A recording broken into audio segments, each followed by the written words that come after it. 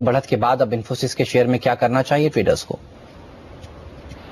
देखिए, इन्फोसिस ने बहुत अच्छे better than street expectations result post किए हैं। नो डाउट इन्फोसिस मार्केट के दिग्गजों में शुमार होता है और ईयर ऑन ईयर उन्होंने अच्छी ग्रोथ दिखाई है, मगर मुझे लगता है कहीं पे टायरिंग साइंस दिख रहे हैं। और स्टॉक में भी अगर मैं कहूंगा प्राइस में तो 2750 2800 के ऊपर मुझे नहीं लगता कि कहीं से इसमें बढ़त देखने को मिल सकती है, क्योंकि आगे जो गाइडेंस है, जिस तरह से अग्रेसिव गाइडेंस मैनेजमेंट दे रही है, वो ग्लोबल मैक्रो इकोनॉमिक सिनेरियो से पैरिटी में नहीं आ रहा है। क्योंकि जिस प्रकार से जो खबरें हैं अमेरिका से या यूरोजोन से, जहां से मेजर बिजनेसेस आते हैं और खास करके बीएफएसआई सेगमेंट में जहां पर इन्फोसिस का सबसे बड़ा जहां से रेवेन्यू स्ट्रीम है, बीएफएसआई पर्टिकुलरली बहुत ज्यादा हिट है अक्रॉस द वर्ल्ड। तो मुझे नहीं लगता कि जब ऐसे फाइनेंशियली हिट होती हैं कंपनीज तो वो फर्दर आईटी एक्सपेंशन या आईटी में इन्वेस्ट करती हैं, तो कहीं ना कहीं चैलेंजेस बहुत सारे होंगे। मोरोवर जो कंपटीशन है इन्फोसिस का, अब वो बहुत बढ़ गया है। जब इन्फोसिस ने शुरुआत की थी तब इतना कंपटीशन नहीं था। अब मिड कैप स्पेस में भी बहुत सारी ऐसी कंपनीज हैं, छोटी मझोली, और साथ में टीसीएस, विप्रो जैसे दिग्गज भी हैं जो कि एक अच्छा कंपटीशन देते हैं इन्फोसिस को। तो मुझे लगता है कहीं ना कहीं टायरिंग सिग्नल्स होंगे और 2750 2800 का स्तर मैं देखता हूं, वहां पर एक बार मुनाफा वसूली की जा सकती है, या अगर अभी फ्रेश पोजीशंस बनाई जाएं तो इससे ऊपर टारगेट में नहीं देता हूं इन्फोसिस का। जी, तो ये थी राय हमारे दोनों एक्सपर्ट्स की इन्फोसिस को लेकर। यानी आज तो अच्छे रिजल्ट जरूर पेश किए कंपनी ने, लेकिन आगे का समय और भी चुनौती भरा रह सकता है इन्फोसिस के लिए। अब सीधा रुख करेंगे उन दर्शकों के सवालों की तरफ जो हमारे शो से जुड़कर हमारे एक्सपर्ट्स की राय चाहते हैं। और सबसे पहले आपको ले चलते हैं लखनऊ, जहां जितेंद्र चुग हैं हमारे साथ फोन लाइन पर। जितेंद्र जी नमस्ते, किस शेयर के बारे में आप जानना चाहते हैं? हमारे साथ फोन लाइन पर जितेंद्र जी के बारे में आप जानना चाहते हैं? मैं टीसीएस के बारे में जानना चाहता हूँ। मेरे पास टीसीएस के 20 शेयर है, मैं क्या करूँ? मैं लॉन्ग टर्म इन्वेस्टर हूँ। जी हाँ, तो 20 शेयर हैं, 1250 इनकी खरीद थी और हम देख सकते हैं इनको अभी 169 रुपीस पर शेयर का नुकसान भी इन्हें झेलना पड़ रहा है। टीसीएस में क्या करें? विजय, क्या सलाह रहेगी टीसीएस में? खास करके जितेंद्र जी कह रही है लंबे समय तक रुकना चाहते हैं, तो आपको ऐसा शेयर दिख रहा है कि इसमें लंबे समय तक रुकें? किस तरह के रिटर्न आ सकते हैं? देखिए, TCS is any day a better placed company today among the IT PACS. और जिस प्रकार से इन्होंने अपना डाइवर्सिफिकेशन किया है यूरोजोन और अमेरिका के बाहर, मिडिल ईस्ट में किया है, अफ्रीका में किया है, साउथ ईस्ट एशिया में किया है, एशिया पैसिफिक रीजन इनका बहुत स्ट्रांग होता जा रहा है। और जहां पे रेवेन्यू ग्रोथ दिखी है पिछले 1.5 से 2 सालों में, वो ये इन रीजन से आई है बनिस्बत यूरोजोन और यूएस से। तो मुझे लगता है कि इसमें बने रहना चाहिए। और टीसीएस में अगर आपका 1 से 1.5 साल का व्यू है तो मेरा पर्सनल टारगेट इसका 1300 रुपए का है। तो 1300 का स्तर आपको अवश्य देखने को मिलेगा। It's a very good fundamentally strong company.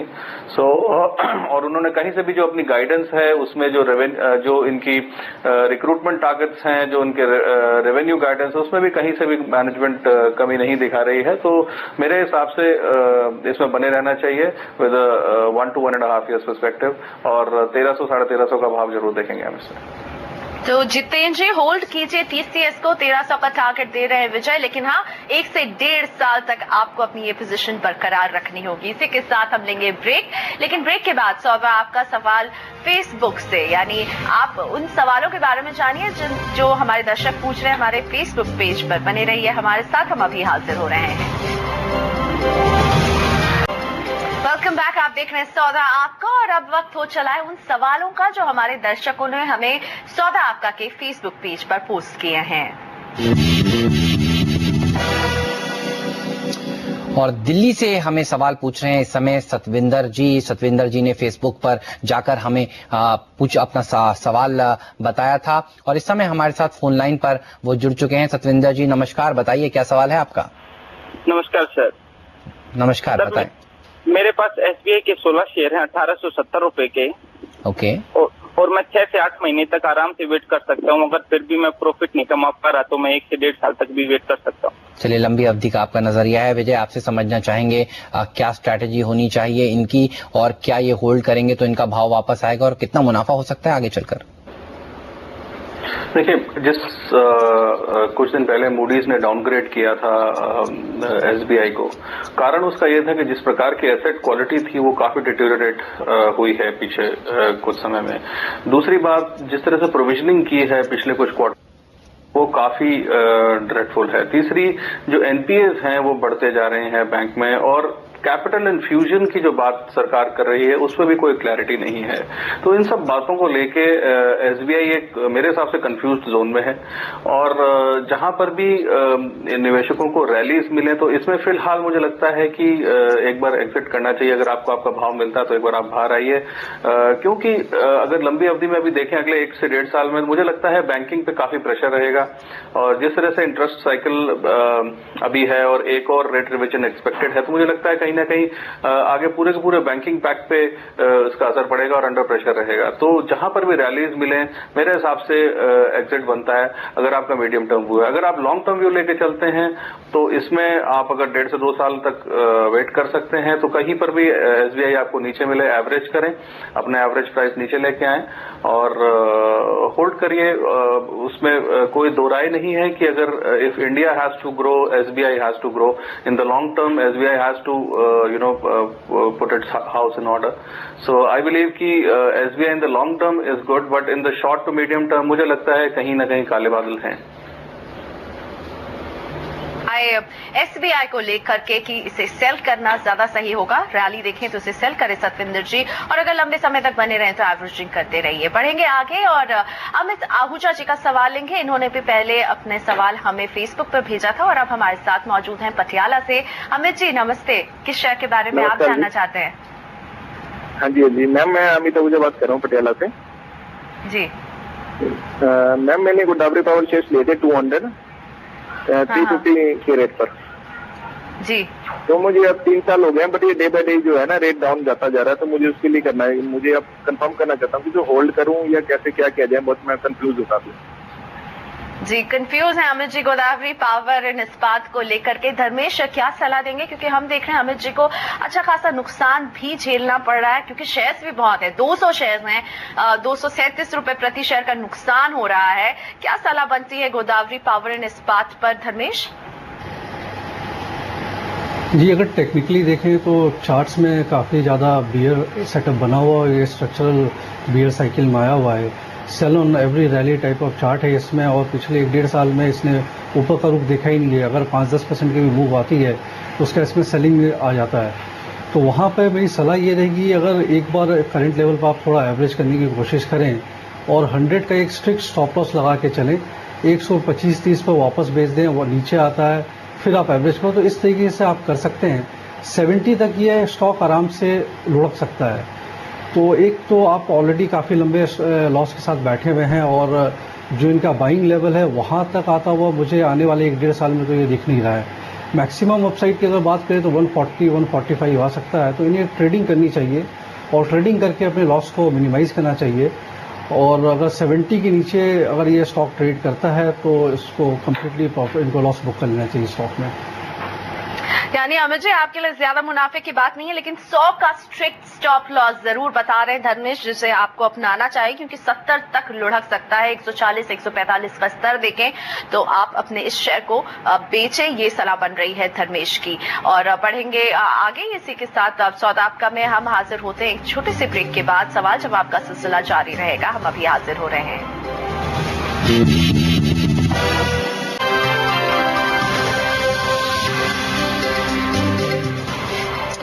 शानदार बढ़त देखी जा रही है बाजार में, 218 अंक ऊपर है इस समय सेंसेक्स। दिन के ऊपरी स्तर पर इस समय कारोबार करता हुआ 1.25% से ज्यादा की बढ़त। निफ्टी में भी करीब 65 पॉइंट से ज्यादा की तेजी इस समय देखी जा रही है।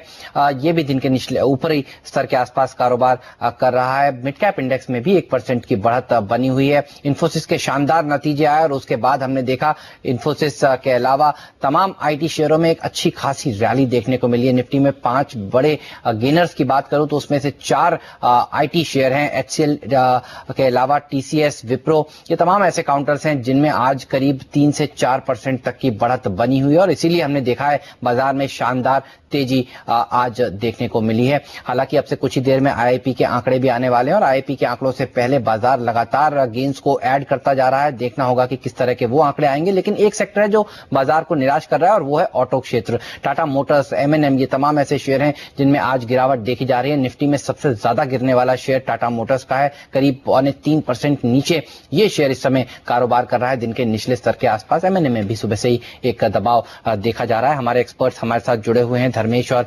विजय, आपसे समझना चाहूंगा, टाटा मोटर्स एक ऐसा स्टॉक जो आज अंडर परफॉर्म कर रहा है, मार्केट को क्या सलाह होगी यहां पर? देखिए, मेरे हिसाब से पूरा का पूरा auto pack with the rising interest rates regime बहुत अंडर प्रेशर है और कुछ समय तक रहेगा जब तक इंटरेस्ट रेट्स थोड़े से सॉफ्टन नहीं होते। मेरे हिसाब से ऑटो पैक पे प्रेशर रहेगा, मगर अगर आप सारी कंपनियों को कंसिडर करें तो Tata Motors one of the better placed companies है। कारण यह है कि जो जेएलआर इनकी एक्विजिशन थी अब प्रॉफिटेबल होती जा रही है। बहुत हाई टिकट प्रोडक्ट्स हैं इनके, हाईली प्रॉफिटेबल प्रोडक्ट्स जो इनके व्हीकल्स हैं, तो वहां पर जो इन्होंने रिवाइवल किया है उसमें मुझे काफी आशा है कि आने वाले समय में टाटा मोटर्स बहुत अच्छा करेगा।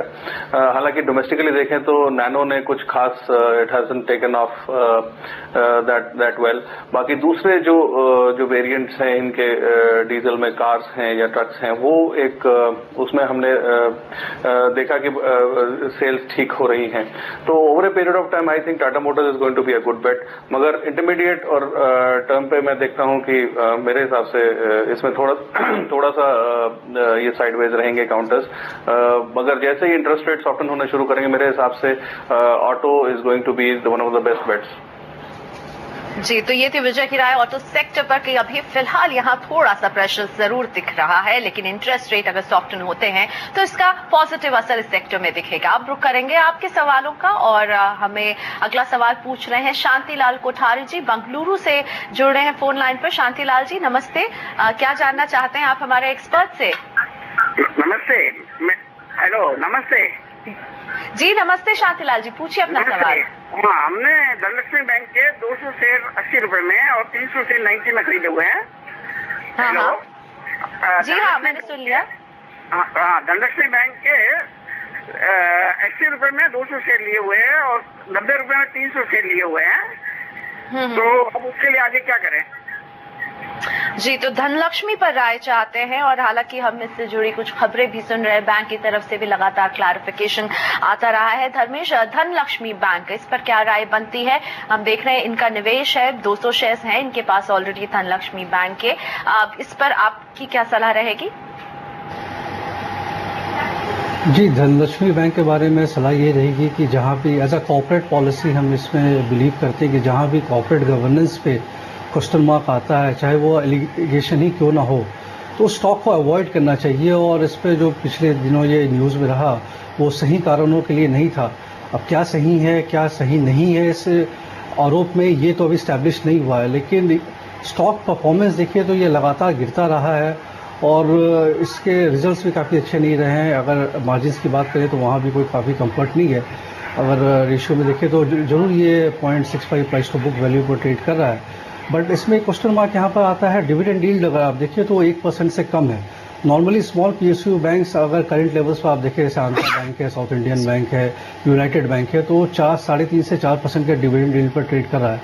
तो यहाँ मेरी सलाह ये रहेगी कि इस स्टॉक को आप जो भी करंट प्राइस चल रहा 66 पे, उस पर आप सेल कर दो, आप एग्जिट कर जाएं और इसको शिफ्ट कर लें आप United bank, Andhra bank, south Indian bank, जो कि अराउंड सेम प्राइस लेवल पर आपको मिल रहा है। आप अकॉर्डिंगली आप अपोर्चुनेटली शेयर्स बाई कर सकते हैं, जितने पैसे आपने लगाए हैं वहाँ बेहतर रिटर्न मिल सकते हैं और डिविडेंड यील्ड भी काफ़ी अच्छा 3.5-4% का। कॉर्पोरेट गवर्नेंस में भी वहाँ पर कोई अभी तक तो कोई क्वेश्चन मार्क लगा नहीं है। और रिलेटिव अगर चार्ट्स की बात करें तो ये सारे बैंक्स धनलक्ष्मी बैंक को काफ़ी अच्छे तरीके से आउट परफॉर्म कर रहे हैं, उसमें एक रिलेटिव ब्रेकआउट है। तो आप इस शेयर को करंट लेवल्स पर आप बेच दो जितने भी आपके होल्डिंग है, और उससे आप इन तीनों स्टॉक्स जो मैंने बताया जैसे साउथ इंडियन है, आंध्रा, यूनाइटेड बैंक में शिफ्ट कर लें, वहाँ बेटर रिटर्न्स आपको मिल सकते हैं। चलिए, स्विच करने की सलाह है, आंध्रा बैंक या फिर यूनाइटेड बैंक जैसे शेयरों में आप मूव कर जाएं। लेकिन विजय, आपसे एक फंडामेंटल नजरिया भी जानना चाहूंगा। जिस तरह से कल हमने खबरों के चलते इस शेयर में करीब 20% तक का इंट्राडे फॉल देखा और उसके बाद 10% नीचे जाकर ही ये शेयर बंद हुआ है। आज 12 बजे मैनेजमेंट एक क्लैरिफिकेशन भी देने वाला है, मुंबई में प्रेस कॉन्फ्रेंस भी करने वाला है। लेकिन जिस तरह के आरोप लगाए हैं AIBOC ने इनके ऊपर, क्या कहना है आपका और क्या लगता है कि क्या कॉर्पोरेट गवर्नेंस के इश्यूज यहां पर हो सकते हैं और कितने जिस तरह के बड़े आरोप लगे हैं इस बैंक के खिलाफ, आम निवेशकों को क्या करना चाहिए अभी? देखिए, बिल्कुल हो सकते हैं। हमने पास्ट में भी देखा है, ऐसी बहुत सी कंपनीज हैं जहां पर कॉर्पोरेट गवर्नेंस के मेजर इश्यूज रहे हैं। मेरे हिसाब से Dhanlaxmi bank can not be an exception. May be everything is fine. हो सकता है कि जिस तरह से मैनेजमेंट बोल रही है कि कोई दिक्कत नहीं है, हो सकता है ऐसा हो, मगर ये भी हो सकता है कि management is brushing something under the carpet. तो नो डाउट एक शक जरूर बन गया है कल के डेवलपमेंट के बाद धनलक्ष्मी बैंक पे। हालांकि जिस तरह से ये लोग एक्सपैंड कर रहे थे और अपनी प्रेजेंस साउथ इंडिया के अलावा नॉर्थ में और वेस्ट में बढ़ा रहे थे, तो लग रहा था कि ये आने वाले समय में एक अच्छा शेयर होगा या अच्छी कंपनी होगी प्राइवेट बैंकिंग स्पेस में। मगर जिस तरह से कल एलिगेशंस आए हैं, जब तक इस पे क्लैरिटी नहीं आती, इस पे कहना बहुत मुश्किल होगा। तो नो डाउट हम we will keep our fingers crossed and wait and see किस तरह से मैनेजमेंट बोलती है और आगे आने वाले समय में बैंक कैसे परफॉर्म करता है। मगर फिर भी इसको एक कल के इंसिडेंट के बाद इसमें शक जरूर पैदा हो गया है that there is something fishy about this counter. चलिए, तो संभल कर ट्रेड करना चाहिए इस स्टॉक में। धर्मेश, जाने से पहले कोई डिस्क्लोजर्स आपकी ओर से आज? जी, जिन स्टॉक्स के बारे में हमने बात की, सेफ टू अज्यूम कि ये स्टॉक्स पे हमने अपने क्लाइंटों को रिकमेंडेशन दिए होंगे। मेरी अब पर्सनल कोई पोजीशन नहीं है स्टॉक्स में। बहुत बहुत धन्यवाद धर्मेश, आज CNBC आवाज पर आने के लिए और हमारे सभी सवालों के जवाब देने के लिए। IIP के आंकड़े थोड़ी देर में आने वाले हैं। CNBC आवाज अनुमान के मुताबिक अगस्त में औद्योगिक उत्पादन की रफ्तार पिछले महीने के करीब 3.25% से बढ़कर 4.5% पर पहुंच सकती है। वहीं सरकारी सूत्रों के मुताबिक IIP बढ़कर 4% हो सकती है। सौदा आपका में हमें यहीं इजाजत दीजिए, आज इतना ही। लेकिन ब्रेक के बाद IIP पर ही हम खास चर्चा लेकर हाजिर होंगे और जानने की कोशिश करेंगे कि बाजार के लिए कैसे संकेत निकल कर आ सकते हैं। जी हाँ, काफी इंपॉर्टेंट आंकड़ा है IIP का और पूरे बाजार की नजर अब ये है कि किस तरह के IIP का आंकड़ा आज आएगा सामने। हमारा अनुमान यही है कि 4.8% के आसपास ये नंबर हो सकता है, 3.3% से बढ़कर। तो कहीं न मत जाइए और बने रहिए CNBC आवाज के साथ। ब्रेक के बाद एक भव्य पैनल होगा आपको जो विश्लेषण करेगा IIP आंकड़ों की। नमस्कार।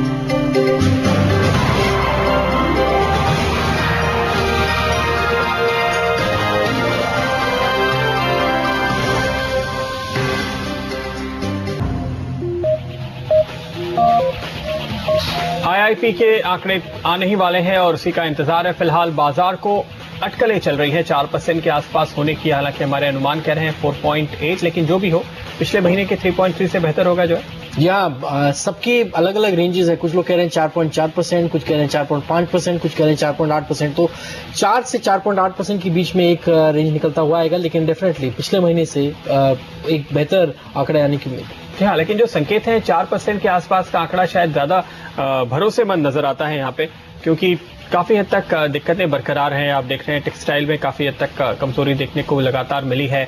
माइनिंग पे जिस तरह की तमाम जांच चल रही है, कई सारे प्रोजेक्ट्स पे काम रोका है, तो वहां पे एक डी ग्रोथ बरकरार रहेगी। तो कुल मिलाकर कहां से राहत मिलेगी ये देखना मुश्किल है। इसलिए शायद 4% का आंकड़ा ही आपको फाइनली आता हुआ दिखाई दे या उसी के आसपास के नंबर्स आते हुए नजर आए। एक पावर प्रोडक्शन बेहतर हुआ है, जैसे कि कोर सेक्टर के आंकड़े जो आए थे 2 हफ्ते पहले, वहां से संकेत आ रहे थे, वो थोड़ा मदद करेंगे। लेकिन ओवरऑल कैपिटल गुड्स और कंज्यूमर गुड्स सेगमेंट्स में हल्की पॉजिटिव ग्रोथ ही देखे जाने की उम्मीद है और वही इसको कुल मिलाकर ड्राइव कर रहे होंगे। तो हालांकि कंसेंसस जो एस्टिमेट कुल मिलाकर एवरेज एस्टिमेट हम कह सकते हैं बन रहा है वो 4.8 के आसपास है, लेकिन हो सकता है कि ये 4 ही हो। पर पिछले महीने जो हमने 3.3 का आंकड़ा देखा था वो बहुत ही ज्यादा डिसअपॉइंटिंग था, तो उसके मुकाबले में जरूर काफी हद तक राहत की बात होगी। और पूरे साल का अगर हम देखें तो करीब 5.6% के आसपास देखने को मिला है, यानी अप्रैल से लेकर के और जुलाई तक में 5.6% का एवरेज बना है। तो अगर आप करीब 4.5 पौने 5 पे भी आते हैं, फिर भी आप एवरेज से काफी नीचे हैं और वो एक कंटिन्यूअस जो प्रेशर बना हुआ है उसी के संकेत नजर आएंगे। या कैपिटल गुड्स की जैसे आप बात कर रहे थे, काफी इंपॉर्टेंट होगा। पिछली बार जुलाई में हमने डीग्रो देखी थी 15% की, तो अब देखना पड़ेगा कि इस बार कैसा आंकड़ा आएगा। अनुमान ये है कि थोड़ा सा बेहतर आंकड़ा हो सकता है और शायद इसका भी एक कंट्रीब्यूशन हो, तो इस पर भी सबकी नजरें रहेंगी, क्योंकि कैपिटल गुड्स भी ये बताता है कि क्या हो रहा है असल में इंडस्ट्री में भी, कि किस तरह के डिमांड हो रहे हैं और किस तरह का आप देख रहे हैं कि ऑर्डर्स आ रहे हैं। तो ये काफी इंपॉर्टेंट सेक्टर भी रहेगा। और काफी इंटरेस्टिंग आंकड़ा है, क्योंकि आप देखिए जून में करीब 38% ऊपर था, जुलाई में 15% का डी ग्रोथ दिखाया। साल अब तक करीब 7.5-8% की एवरेज कैपिटल गुड्स में मेंटेन हुई है। लेकिन साफ तौर पे अगर आप देखें सारी कंपनी से जो हमारी बात होती है, उनके जो ऑर्डर इंटेक्स नजर आते हैं, वहां पे जरूर एक कमजोरी का रुझान है, वो साफ तौर पे दिख ही रहा है। लगातार जिस तरह से ब्याज दरें बढ़ी हैं उसका असर यहाँ पे दिखाई दिया ही है। और साथ ही साथ कंज्यूमर गुड्स पे जहां हमने करीब 6% के आसपास की रफ्तार अब तक पकड़ी है, हालांकि पूरे साल में अब तक करीब 10% की ग्रोथ हमने पहले 4 महीनों में आती हुई देखी। तो क्या वो कुछ बेहतर होता हुआ दिखेगा अगस्त के लिए? शायद, बल्कि जो ये फेस्टिवल वाले महीने आएंगे तब इस सेगमेंट में कुछ ज्यादा बेहतर रुझान देखने को मिले, जहां तक कंज्यूमर ड्यूरेबल्स का सवाल है। जी हाँ, हमारे साथ इस समय मौजूद हैं फुलरटन सिक्योरिटीज के विजय चोपड़ा। चोपड़ा जी, यही अनुमान सबका लगाया जा रहा है 4 से 4.8% के बीच में। आपको क्या लगता है कि किस स्तर पर आ सकता है फिलहाल आईपी का आंकड़ा आज? देखिए, मेरा अंदाजा है करीब 4.5% के करीब रहना चाहिए आईपी का आंकड़ा। और नो डाउट पिछले साल से हम कंपेयर करें तो इस साल ग्रोथ सबड्यूड है और मैक्रो इकोनॉमिक इंडिकेटर्स भी ठीक नहीं है, पॉलिटिकल इंस्टेबिलिटी है और कहीं ना कहीं जो इंफ्रा में जो सबसे बड़ा जो इन्वेस्टमेंट्स जो आनी थी या जो डेवलपमेंट होनी थी इंफ्रा स्पेस में और कैपिटल गुड स्पेस में, उस तरह से हमने चीजें देखी हैं, काफी स्लो डाउन देखने को मिला है। तो इन सब चीजों के चलते हुए मुझे लगता है कि आईआईपी नंबर्स करीब 4.5 के आसपास होने चाहिए। और जैसे अभी आप लोग डिस्कस कर रहे थे कि ये फेस्टिव सीजन है, तो यहाँ पर कंज्यूमर ड्यूरेबल्स में जरूर तेजी देखने को मिलेगी और इससे रिलेटेड कंपनीज में कुछ अच्छा मूवमेंट देखने को मिलेगा। मगर ओवरऑल सिनेरियो अगर हम देखें तो फिर भी पिछले साल के मुकाबले थोड़ा डल है और आगे आने वाला साल मेरे हिसाब से बहुत चैलेंजिंग और बहुत टफ रहेगा कि हम मेंटेन कर पाते हैं ये स्तर तो बहुत अच्छा होगा। मगर मुझे शक है कि इस तरह का स्तर मेंटेन किया जा पाएगा, क्योंकि जिस तरह से कॉस्ट ऑफ कैपिटल बढ़ चुका है उसमें जो इंडस्ट्री की ग्रोथ रेट है वो कहीं ना कहीं जाके थमती दिख रही है। जब तक इंटरेस्ट रेट बर्डन कम नहीं होगा, जब तक कंपनीज की कॉस्ट ऑफ बोरोइंग कम नहीं होगी, उनकी कॉस्ट ऑफ इम्प्लीमेंटेशन कम नहीं होगी, तो कहीं ना कहीं उनकी प्रॉफिटेबिलिटीज हिट होती रहेंगी और ग्रोथ में कमी देखने को मिलेगी। तो इस समय जो मेजर जो कंसर्न मुझे नजर आता है वो कॉस्ट ऑफ कैपिटल बहुत ज्यादा हो चुका है और ये बहुत बुरी तरीके से हर्ट कर रहा है पूरे के पूरे इंडस्ट्रियल और ग्रोथ सेंटिमेंट को। बिल्कुल, लेकिन फेस्टिव सीजन का असर तो खैर जब हम अक्टूबर का आईपी देखेंगे तब नजर आएगा। अभी आज हम अगस्त के आईपी पे नजर डाल रहे हैं और वहां पे आपको ऐसा कोई इम्पैक्ट नहीं दिखेगा, पर सिर्फ इतनी ही राहत मिल सकती है कि एक बार की बॉटम बनता हुआ नजर आ रहा है 3.3 से और नीचे की तरफ नहीं बल्कि ऊपर की तरफ निकलते हुए हम दिखाई देंगे। पर काफी ज्यादा चूंकि इसमें वॉलेटिलिटी भी नजर आती है, काफी उतार चढ़ाव देखने को मिलता है। ऐसे में बाजार किस तरह से रीड करे, पहला सवाल। और दूसरा जो सबके दिमाग में सवाल इस समय है वो ये है कि 2 दिनों के बाद महंगाई के भी आंकड़े आने वाले हैं। पिछले महीने के नंबर्स जब हमने 9.8 पे जाते हुए देखे तो एक बार ये डर था कि शायद अगला आंकड़ा जो हम देखेंगे वो डबल डिजिट में नजर आए। ऐसी स्थिति में वो एक और इम्पॉर्टेंट डेटा पॉइंट है जिस पर बाजार की नजर होगी और शायद आज का और परसों का ये 2 जो आंकड़े आएंगे उनको ऐड करने के बाद 25 तारीख की तस्वीर थोड़ी साफ होने लगेगी कि अगर आप आज आईपी कमजोर देखते हैं और इन्फ्लेशन भी कहीं ना कहीं नीचे आने के संकेत देता है तो फिर शायद आरबीआई के लिए एक पॉज लेने का केस बनेगा और वो बाजार के लिए अच्छी खबर होगी। पर अगर कहीं ये उल्टा हुआ तो चिंता और कई लोग ये भी मान के चल रहे हैं कि शायद 25 तारीख को एक और 25 बेसिस पॉइंट की हाइक आ जाए कि अगर आप आईपी में थोड़ा सा देखते हैं कि आंकड़ा इतना अच्छा नहीं आता, महंगाई दर वापस डबल डिजिट में चले जाए, तो एक 25 बेसिस पॉइंट और शायद वो एक आखिरी पड़ाव हो या आखिरी एक कदम हो जो आरबीआई उठाए, वो पॉसिबल है फिलहाल 25 तारीख को। जी हाँ, लेकिन दुनिया भर के फिलहाल जो सेहत है, सारी इकोनॉमीज को लेकर जो कंसर्न है, क्या उन सब पर आरबीआई की नजर है या फिर अब भी वो अपना नजरिया पूरी तरह से घरेलू महंगाई पे ही रखेंगे, ये देखने वाली बात होगी। हमारे साथ एल&टी इंफ्रास्ट्रक्चर फाइनेंस के सुनीत माहेश्वरी अब जुड़ रहे हैं। मिस्टर माहेश्वरी, स्वागत है आपका। हम इंतजार कर रहे हैं अभी भी आईआईपी के आंकड़ों का। लेकिन कुल मिलाकर आप क्या उम्मीद लेकर चलेंगे? अगस्त का महीना किस तरह से रहा था? क्या जुलाई के मुकाबले में आपको इंफ्रास्ट्रक्चर सेगमेंट में, कोर सेक्टर्स में, कैपिटल गुड्स में क्या कुछ सुधार दिखाई दिया है? नहीं, हमारे हिसाब से तो सिचुएशन इम्प्रूव नहीं हुई है। मूड और इन्वेस्टमेंट क्लाइमेट थोड़ा डाउन ही समझिए। जुलाई के बनस्पत अभी थोड़ा कम ही हुआ होगा। तो आप कह रहे हैं कि मूड और खराब हो गया है अगस्त में जुलाई के मुकाबले? हाँ, आई थिंक सेंटिमेंट जो जिसको बोलते हैं वो थोड़ा बेरिश सेंटिमेंट है in the entire system at the moment. क्या कोई ऑर्डर इनफ्लोज बढ़ते हुए नहीं नजर आए थे अगस्त में? आई थिंक कॉम्बिनेशन ऑफ चीजें हैं। एक तो हाई इंटरेस्ट रेट्स की वजह से एंड अदर इनपुट कॉस्ट जो इंक्रीज हो गए हैं उसकी वजह से कई सेक्टर्स को, इंफ्रास्ट्रक्चर सेक्टर्स को अफेक्ट होता है। खासकर दो जो हैं हमारे यहाँ, रोड्स हैं और या पावर प्रोजेक्ट्स हैं। देन दूसरा हमारा जो है उसमें is overall I think decision making या का जो पर्सपेक्टिव है in the system, that needs to be speeded up. एक ऐसी फीलिंग है लोगों में कि डिसीजंस को generally at the for infrastructure projects थोड़ा सा शायद ज्यादा समय लग रहा हो। तो वो एक और चीज है। ग्लोबल एनवायरनमेंट तो है ही, अभी भी थोड़ा सा डाउन चल रहा है, तो उसका इफेक्ट है ही। But I think the biggest single important factor आज की तारीख में मैं बोलूंगा वुड बी इंटरेस्ट रेट्स जो काफी ज्यादा हैं और इनपुट कॉस्ट जो काफी ज्यादा है, जिसकी वजह से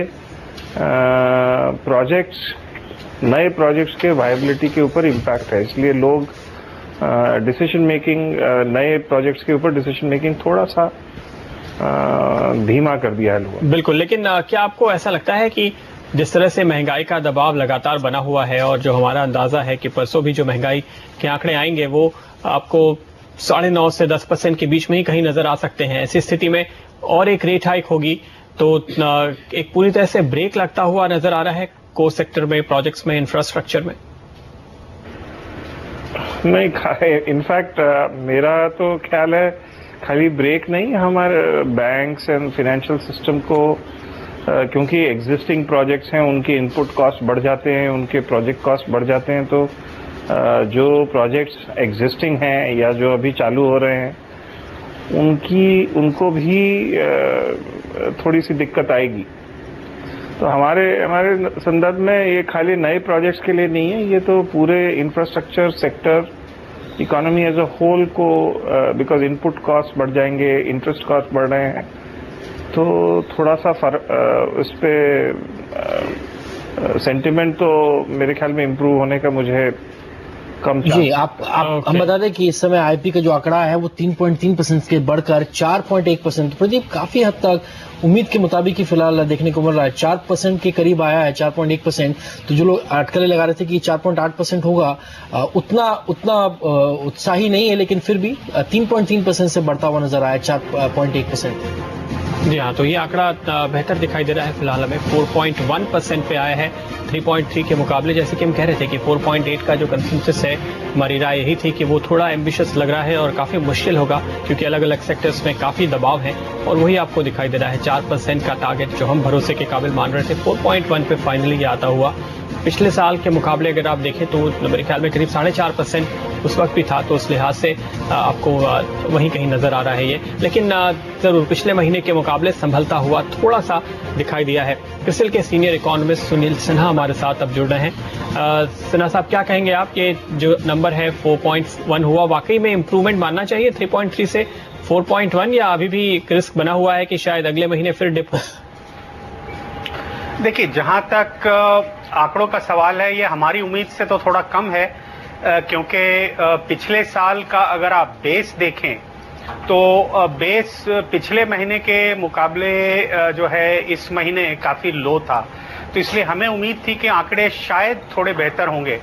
परंतु 4.1% को अगर आप पिछले महीने के संदर्भ में देखते हैं तो ये उम्मीद के मुताबिक है और क्लियरली इंडिकेट कर रहा है कि इंडस्ट्रियल ग्रोथ जो है वो कमोबेश दबाव में है इस समय।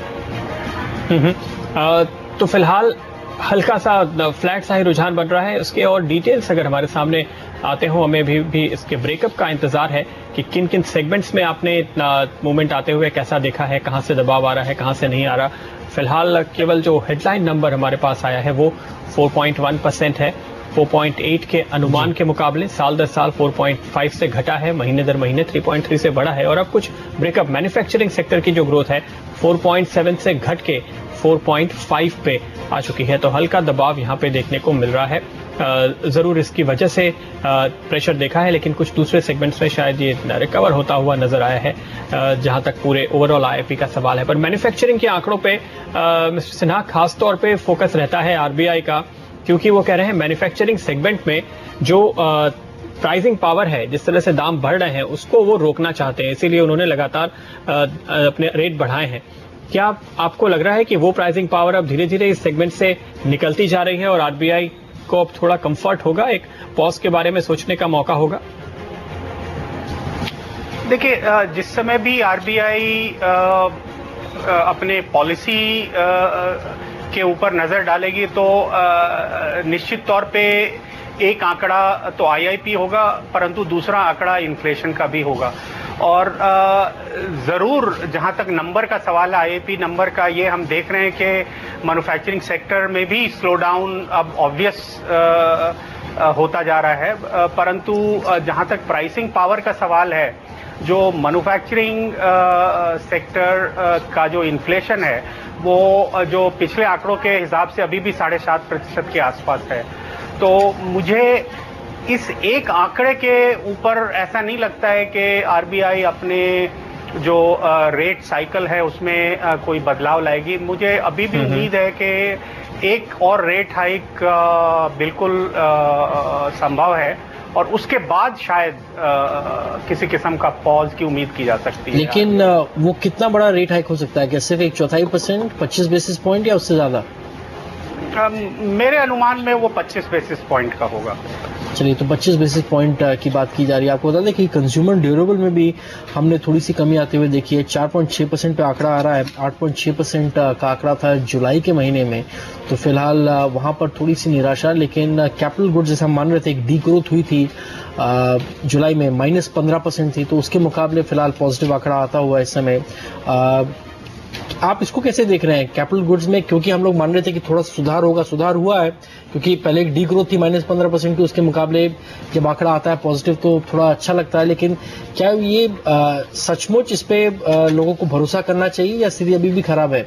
सिन्हा, देखिए, जहां तक कैपिटल गुड सेक्टर का सवाल है, अक्सर ये कहा जाता रहा है कि जो कैपिटल गुड्स के आंकड़े हैं उनमें आप एक महीने उछाल देखते हैं और दूसरे महीने आप गिरावट देख रहे हैं। तो महीने दर महीने जो आंकड़े हैं, मेरी समझ से उनके ऊपर नजर डाल करके कोई विश्लेषण करना संभव नहीं है, क्योंकि वो लंपीनेस जो कैपिटल गुड्स ग्रोथ सेक्टर के आंकड़ों में है उसकी वजह से हमें इस किस्म के नंबर्स देखने को मिल रहे हैं। तो जो बेहतर आंकड़ा होगा वो ये होगा कि अगर आप इस फिस्कल ईयर में देखना चाहते हैं कि कैपिटल गुड सेक्टर ओवरऑल उसकी परफॉर्मेंस कैसी रही है, तो बेहतर तरीका ये होगा कि अप्रैल से लेकर जो अगस्त तक के आंकड़े हैं वो एवरेज जो ग्रोथ है वो क्या है कैपिटल गुड सेक्टर में। तो पिछले महीने का आंकड़ा जो है उसके मुताबिक कैपिटल गुड सेक्टर में जो ग्रोथ है वो करीब कोई 8-8.5% के आसपास ऑन एन एवरेज बनती है। तो कुल मिलाकर के अगर इस महीने पॉजिटिव है तो वो उसके आसपास ही रहेगी। तो ओवरऑल जो कैपिटल गुड सेक्टर है वो उसकी परफॉर्मेंस अगर ओवरऑल इंडस्ट्रियल ग्रोथ से कंपेयर करें तो निश्चित तौर पे थोड़ी बेहतर है। साथ ही ये भी बता दें कि जुलाई का जो आईपी आंकड़ा था 3.3%, उसको रिवाइज कर दिया गया है, 3.8% कर दिया गया है।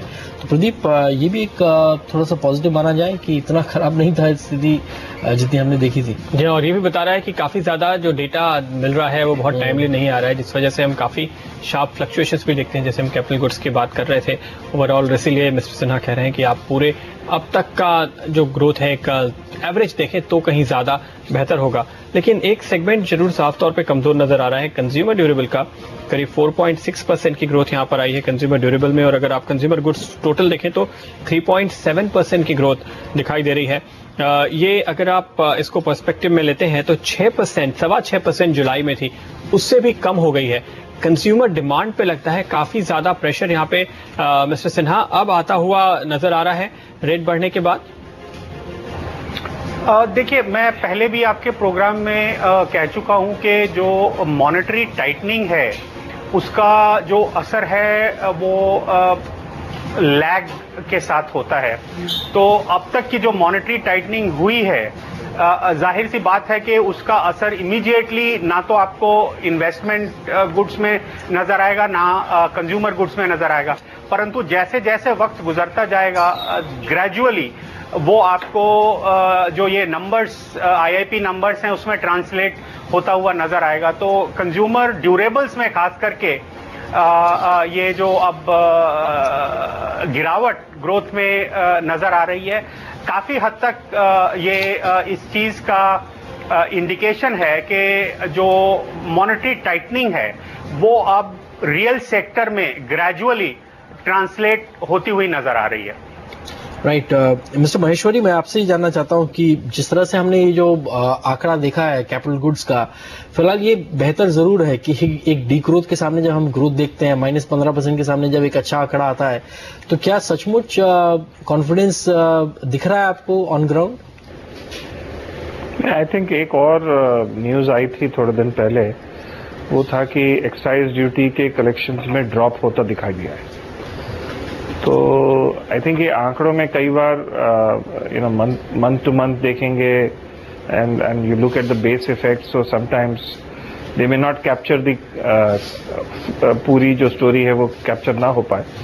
बट अगर आप बाकी और चीज देख रहे हैं, जैसे आपने बोला कंज्यूमर स्पेंडिंग कम हो रहा है, you look at auto sales, that is also down, you look at आपके एक्साइज ड्यूटी कलेक्शन, वो भी अगर डाउन है, तो I think these are all एक तरह से एक लीड इंडिकेटर्स के यस इकोनॉमिक एक्टिविटी या और लोगों के पास पैसा स्पेंड करने के लिए कम हो रहा है, तो obviously there is going to be some degree of contraction. Mister Maheshwari, दो सेगमेंट्स खासतौर पे अगर आप देखें, माइनिंग में जहां पर पिछले महीने तक हम देख रहे थे कि ग्रोथ अच्छी खासी थी, पिछले महीने थोड़ा स्लो डाउन नजर आया, इस बार तो एक नेगेटिव फिगर है 3.5% का। जिस तरह से आप पहले भी इशारा कर रहे थे कि प्रोजेक्ट्स अटके हुए हैं तमाम घोटालों और जांच के चलते, क्या ये एक डी ग्रोथ आगे भी हम देखेंगे सितंबर और अक्टूबर के आंकड़ों में, क्योंकि उसका अंदाजा कुछ हद तक होगा आपको? आई थिंक माइनिंग दो चीजें हैं इंडिया में, कोल रिलेटेड में तो मुझे नहीं लगता वहां कुछ कम हुआ है। हाँ, आयरन ओर रिलेटेड और इलीगल माइनिंग जो थी उसमें जरूर कुछ कम स्टॉपेज हुआ है, तो उसकी वजह से उसका जरूर इम्पैक्ट आया होगा, बिकॉज ज्यादा से ज्यादा ये जो प्रॉब्लम आ रही है ये आयरन ओर रिलेटेड एरियाज में आ रही है, कोल के एरियाज में इतना प्रॉब्लम नहीं हुआ है। तो मेरा ख्याल है कि इम्पैक्ट वहीं से आ रहा है, और इसका वही जो वहाँ इनडिसिजन है या जो कंफ्यूजन चल रहा है अभी, उसकी वजह से है।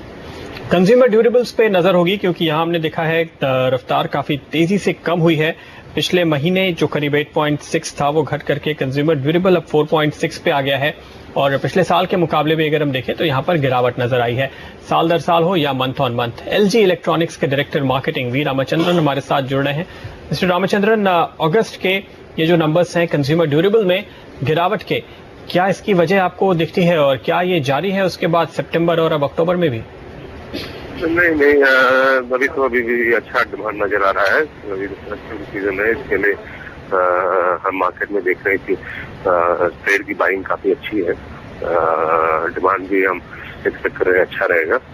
जहाँ तक अगस्त का डिप है, यूजुअली सितंबर लो मंथ होता है हमारा साल में, तो अगस्त का जो मैन्युफैक्चरिंग होता है सितंबर को फीड करता है डिमांड के लिए, तो वो ड्रॉप आप इस हिसाब से देख रहे हैं प्रॉबेबली, मगर डिमांड के हिसाब से तो कोई स्लोडाउन नहीं है, अच्छी डिमांड है। क्या ये जो फेस्टिवल सीजन है, फेस्टिवल सीजन में वैसे ही ज्यादा होता है, लेकिन अगर आप ईयर ऑन ईयर देखें, क्या ये फेस्टिवल सीजन उतना ही तेज आपको रफ्तार दे रहा है जितना पिछले कुछ सालों में आपने देखा है फेस्टिवल सीजन में, या इस बार कम है थोड़ा? नहीं, अभी तो फिलहाल तो जो नंबर्स हम देख रहे हैं, डिमांड अभी अच्छी जा रही है।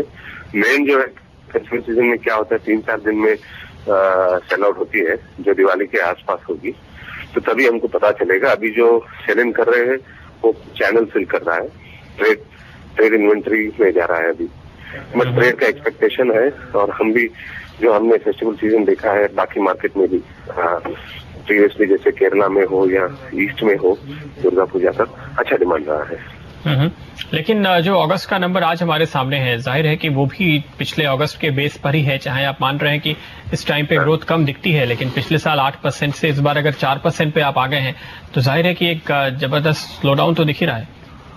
नहीं, एक्चुअली क्या है ना कि हमारा जो सेल आउट होता है इंडिया में थोड़ा बहुत लोकल फेस्टिवल कैलेंडर के अनुसार होता है। लास्ट दिवाली था वो एक्चुअली नवंबर में था, फर्स्ट वीक ऑफ नवंबर में, तो जो फेजिंग होती है थोड़ा आगे पीछे होता है 1 ईयर वर्सेस द अदर। तो ये जो आप देख रहे हैं शायद मेरे ख्याल में जो है, I wouldn't be to worried about it at this stage. Okay, तो पहले 6 महीनों में मिस्टर रामचंद्रन, कंज्यूमर ड्यूरेबल्स की जो टोटल ग्रोथ है आपकी कितनी रही है? इंडस्ट्री की ग्रोथ काफी अच्छी रही है, अप्लायंसेस वगैरह में तो काफी स्ट्रांग रहा है, 20% प्लस की ग्रोथ रही है अप्लायंसेस में। एयर कंडीशनिंग ये साल जो है वेदर के कारण जो है थोड़ा बहुत मैं कहूंगा कि अफेक्ट हुआ है ये साल, तो ये साल समर ने सपोर्ट नहीं किया है इंडस्ट्री को। और जहां तक कंज्यूमर इलेक्ट्रॉनिक्स का सवाल है, तो ब्रॉडली डिमांड तो होल्ड कर रहा है, थोड़ा बहुत जिस तरह की हम उम्मीद कर रहे थे उतना फ्लैट बैलेंस की ग्रोथ नहीं है जो हम साल के बिगिनिंग में उम्मीद कर रहे थे, मगर फिर भी ग्रोथ स्ट्रांग है, उसमें भी मोर देन 40% ग्रोथ है। तो किसी भी सेगमेंट में आपने थोड़ा सा स्लो डाउन देखा है? क्योंकि आप अक्रॉस द बोर्ड ठीक बात कर रहे हैं, लेकिन किसी भी सेगमेंट में कुछ स्लो डाउन हुआ है? इसमें स्लो डाउन देखा है हमने। किसमें? बट वो मैं एयर कंडीशनिंग में, वो मैं समझता हूँ कि वेदर रिलेटेड है, और थोड़ा बहुत पैनल्स में जो है रिलेटिवली, मतलब पिछले साल जो 60-70% की ग्रोथ थी, उस हिसाब से ये साल जो है 40-50% की ग्रोथ थोड़ी नजर आई थी जून क्वार्टर के आसपास। ओके मिस्टर रामचंद्रन, शुक्रिया आपका हमारे लिए वक्त निकालने के लिए। तो कंज्यूमर ड्यूरेबल सेगमेंट में ये जो स्लो डाउन दिख रहा है, इंडस्ट्री का ये कहना है कि ये इससे बहुत ज्यादा पैनिक नहीं होना चाहिए और इसमें रिकवरी देखने को मिल जाएगी। मिस्टर सिन्हा, किस हद तक आप सहमत हैं? जो मैक्रो डेटा आप देखते हैं कंज्यूमर ड्यूरेबल पे, क्या वाकई भरोसा करेंगे आप कि साल के आखिर तक ये डिमांड सहारा देगी? देखिए, हर साल जहां तक फेस्टिवल सीजन का सवाल है, फेस्टिवल सीजन में थोड़ी बहुत बॉयंसी जरूर आती है, और सालों की तरह इस साल भी जब हम